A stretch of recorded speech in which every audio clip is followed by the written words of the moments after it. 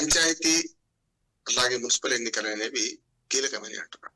ఒకసారి మనం అర్థం చేసుకోవాల్సిందంటే మిగతా రాజకీయాల గురించి మాట్లాడతాను నేను.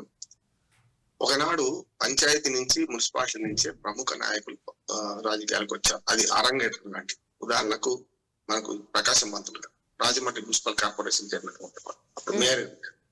అట్లాగే మనకు పివి నరసింహరావు గారు పంచాయతీ నుంచి వచ్చేవారు. అట్లానే మనకు జలగం వెంగళరావు గారు, రేవంత్ రెడ్డి గారు ఇప్పుడు ముఖ్యమంత్రి కూడా జెడ్పీసీ నుంచి వచ్చేవారు. చూస్తున్నారు కదా. వరకం చెప్పాలంటే కింది స్థాయి పంచాయతీల నుంచి లేకుంటే మున్సిపాలిటీ నుంచి వచ్చిన వాళ్ళు ఇవాళ అద్భుతమైన నాయకులుగా ఉన్నారంటే దేశవ్యాప్తంగా కూడా చాలా ఉద్యమాలు అనుకుంటుంది.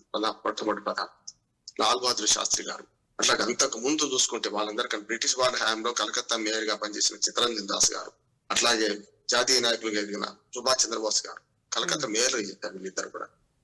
అట్లాగే అహ్మదాబాద్ మేయర్ గా మన సర్దార్ వల్లభాయ్ పటేల్ గారు చేశారు. అట్లా చూడండి, అంటే ప్రపంచంలో దేశంలో ఉన్న అన్ని ప్రధానమంత్రి పదవి దాకా చేసిన వాళ్ళు అయితే మున్సిపాలిటీ నుంచో లేకుంటే మన పంచాయతీ నుంచి వచ్చిన వాళ్ళు చూసాం. దేశ ప్రధానిగా పివి నరసింహరావు చేశారు. అందుకని ఏమంటా అంటే ఇది కీలకమైంది అంటున్నారు. దీన్ని విడిచిపెట్టి వాళ్ళు దీన్ని పూర్తిగా అధ్వానం చేయకండి అంటున్నారు. మీరు అన్నట్టు ఇవాళ సాయంత్రం 5 గంటలకు ప్రతి